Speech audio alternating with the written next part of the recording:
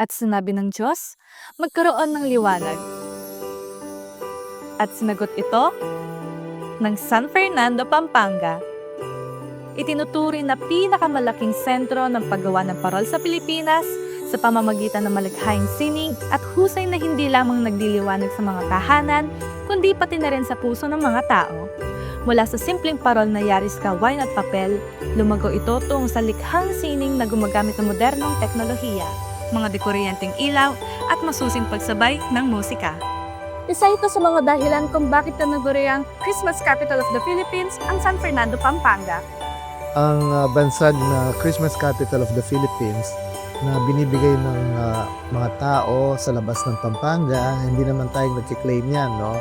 Sila ang nagbe-bestow ng mga titles na yan, ay dahil ang Pampanga ang siyang may pinakamaraming at pinakamalaking selebrasyon ng Pasko. Very varied ang celebration natin dito, from the food, to the music, to the lanterns, to the religious processions. You will find all of that wide range of celebrations only in Pampanga. You will not find that in other places. Ngunit, tulad ng culinary capital of the Philippines, ito ay hindi pa isang opisyal na titulo. Kamakailan lamang, pinigilan ni Pangulong Bongbong Marcos ang pagsasabatas sa bansag na ito. Magki-create po kasi ito ng discrimination. Ang atin pong bawat rehiyon po ay may kanya-kanyang kultura, may kanya-kanyang kagalingan. Kung lalabas po na may pipiliin po na isa lamang na rehiyon na parang siya po yung pinakamasarap or pinakamagaling, pinakamaganda, baka po maisip na ibang tao at especially yung mga dayuhan na nais pumunta sa Pilipinas, isiping iisa lamang na rehiyon ang maaari nilang puntahan at sabihin pinakamaganda at pinakamasasarap na pagkain na local foods. Tulad ng mga bansag na ito, may isa pang titulo na hindi rin opisyal ngunit madalas na inuugnay sa isang kilalang lantern maker. Kilalanin natin ang Parol King ng Pampanga. Parol King, kanilang Parol King, Roland Quiambao, ang tinaguriang Parol King ng Pampanga. Masasabi ba itong mahalagang pagkakilala o diskrimina rin sa mga ibang lantern makers?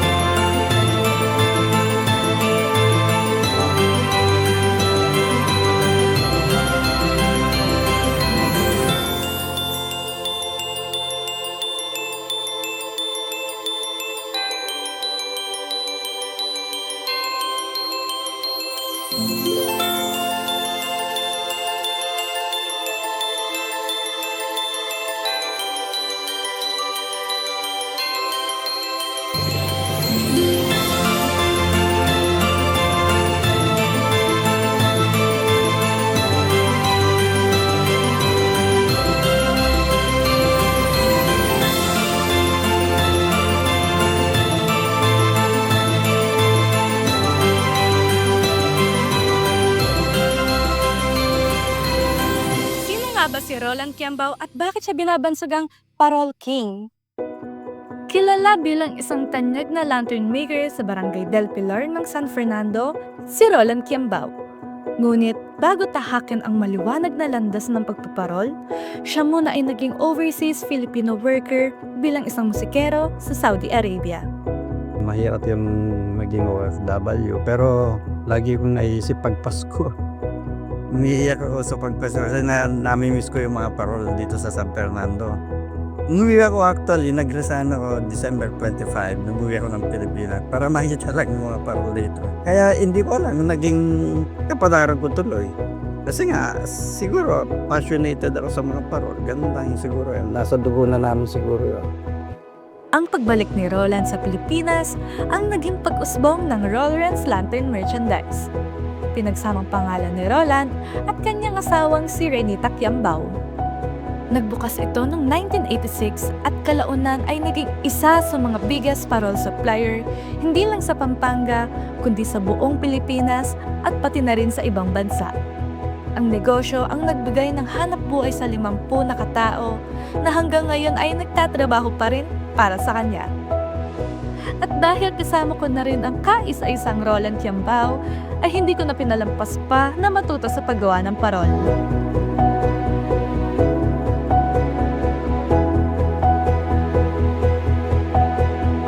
Naipakita rin ni Roland sa mundo ang bunga ng kanyang pagpupursigi sa paggawa ng parol sa kanyang pagsabak sa pinakamalaking lantern festival ng Pampanga, ang Ligligan Parol. Ang Ligligan Parol ay ang kompetisyon na hinihintay ng karamihan para sa Kapaskuhan. Ito ay isang makulay na selebrasyon ng sining, pagkakikilanlan at pagkakaisa ng mga Kapampangan.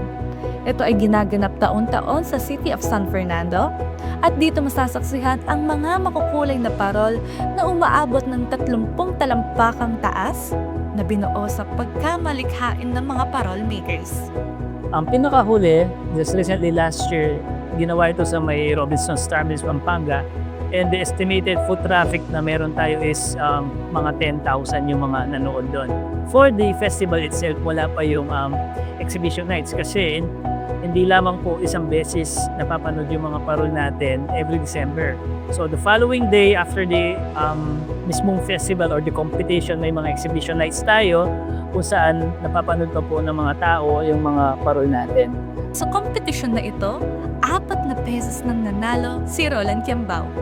Isa sa mga dahilan kung bakit may pinakamaraming panalo sa Ligligan Parol ang Barangay del Pilar. Inunabit ko kasi yung mga parol eh. Ikuwento ko na rin na di kami makawala doon sa mga nagturo sa amin. Pag nag-drawing ka ng parol, sabi nila, ay design ni mga ano yan, design nyo yan. Parang wala ka sariling identity. Gumawa ko ng paraan para may sarili kang signature moves. Ginawa ko yung mga, nakita ko yung Casio, yung mga isang kwadrado, nagagawa niya lahat, ipalitaw yung mga numbers. Kaya ako na pwedeng i-develop yung sa parol. Gumawa ng 25 cubicles. Out of that, lumitaw sa pwede mong gawin lahat yung mga letters. Ako nagunsa naman na messages, tsaka yung mga karakter. Yun ang pinakaunang mga ginawa ko, yung sumasagot yung parol, pag may tinatanong, are you ready, Barangay del Pilar? Tasagot yung parol, yes. Habang nasusulat ko yun, magagawa ko. Ayon sa kanya, nagkaroon ng shift o pagbabago sa kompetisyon na magawa niya ang mga tricks na ito at namana ng mga sumusunod na henerasyon ng mga lantern makers. Napagsama rin ni Roland ang kanyang hilig sa musika sa paggawa ng kanyang mga parol. Ay, nung nagja-giant lantern kami, na-incorporate ko yung music ko dun sa presentation ko sa Giant Lantern. Actually, nung sumasali ako sa Giant Lantern, inuuna ko muna yung music ko bago yung konsepto ko dun sa parol. Kasi parang present ko yung parol ko, meron siya dramatization out of the music. Kaya maganda yung combination na natutunan ko yung music at saka yung paggawa ng parol.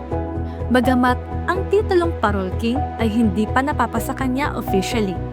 May mga iba siyang nahakot tulad ng Most Outstanding Fernandino in the Field of Arts and Culture in 2004 at Most Outstanding Kapampangan Award in the Field of Arts and Culture in 2005. Siya rin ang gumawa ng pinakaunang mural lantern para sa Taiwan Lantern Festival noong 2014. Higit pa sa kanyang tagumpay sa industriya ng parol, naging bahagi rin si Roland sa pagbibigay ng tulong sa panahon ng mga matitinding pagsubok. Dalawa sa mga natulungan ni Roland, sina King Mercado at Tirso del Rosario. Maraming bagay siyang natulungan sa akin. Unang-una, binigyan ako ng trabaho. Yung binili niya sa akin, motor sa akin. Tapos yung iba, tricycle. Ganun siya kabayot. Ganun kabayot yung boss namin. Ay, marami. Lahat po kami nagtatrabaho sa parol. Nabigyan niya ako ng isang tricycle. Tapos yung bahay ko, napagawa ko.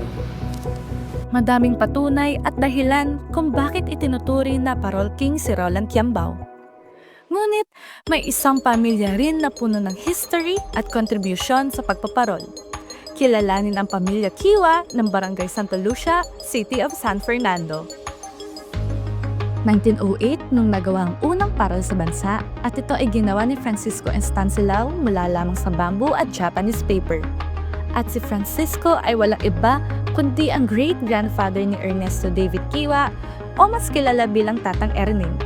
Siya ang unang nag-commercialize ng mga parol noong 1966 matapos mag-supply ng mga parol para sa Malacanang. In our family, lahat ng innovation ng lanterns ay nanggaling sa amin. Hindi naman sa ano, di ba?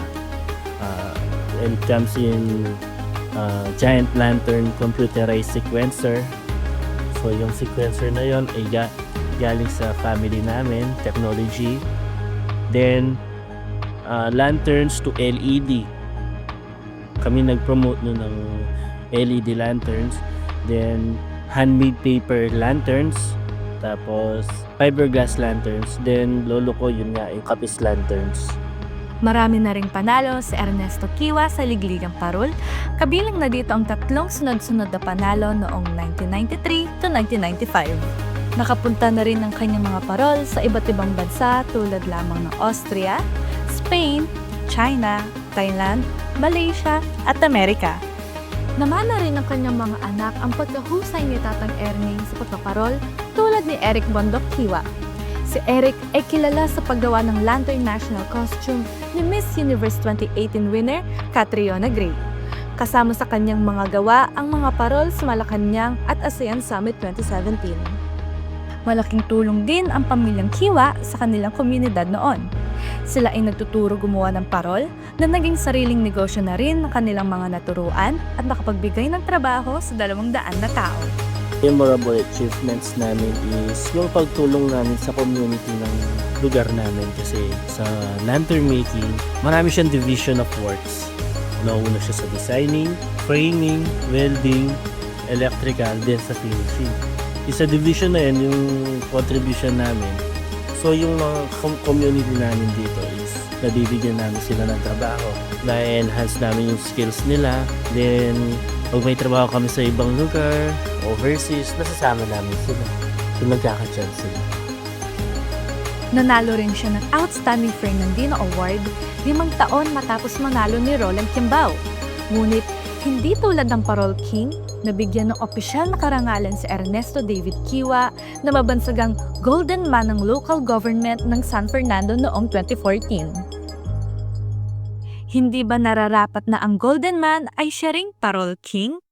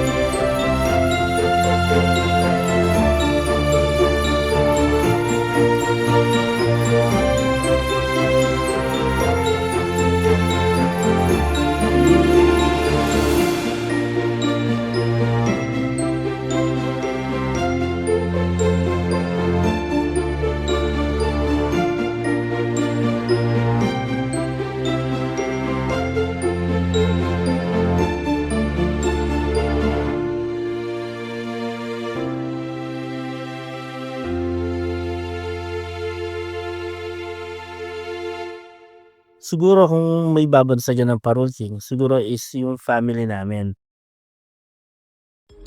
Kung ibibigay yung title na yun, it's a pleasure, di ba? Sino naman ayaw na babansagan ng Parol King. Siguro para sa amin, as a humble person na lang, wala na siguro. Kasi yung lantern making, art kasi yan eh. Yung title ng Parol King, hindi dapat ina-achieve, yung kiniklaim mo, ina-earn yan sa mga tao na sila yung magbabansag sa'yo.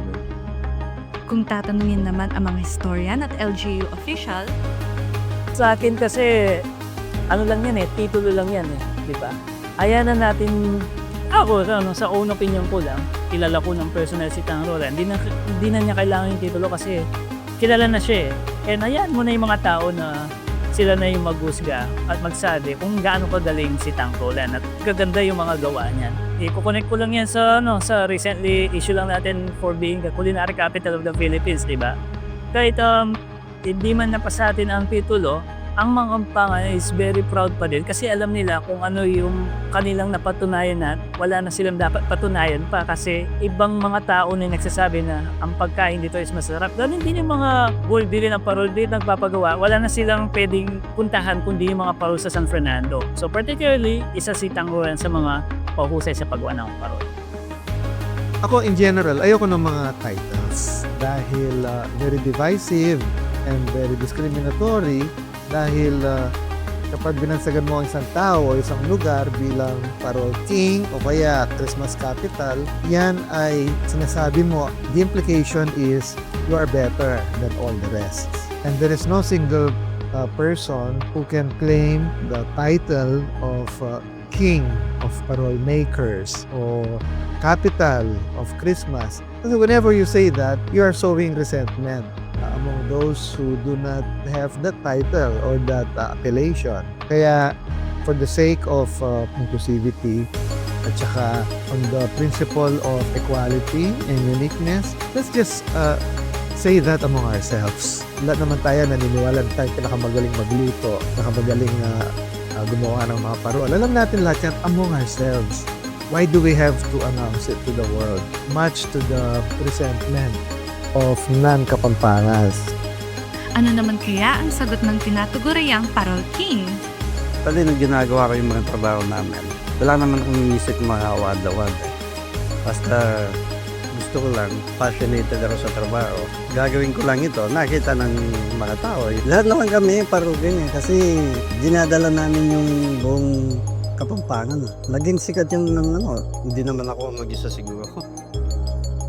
Lahat naman, yan, community effort. Parol King, Christmas capital of the Philippines, culinary capital of the Philippines. Ilan lamang ito sa mga tanyag na bansag na ibinibigay bilang pagkakilala sa mga natatanging ambag sa kultura at kasaysayan ng Pampanga. Subalit, may dahilan kung bakit hindi opisyal na kinikilala ang mga titulong nito. Sa halip na iangat ang isa at isang tabi ang iba, marapat lamang na kinalanin ang mga kolektibong pagsisikap ng lahat ng mga lumikha at pagpapayabog sa ating kultura. Ako, si Malia Garcia, at ito ang Parol King.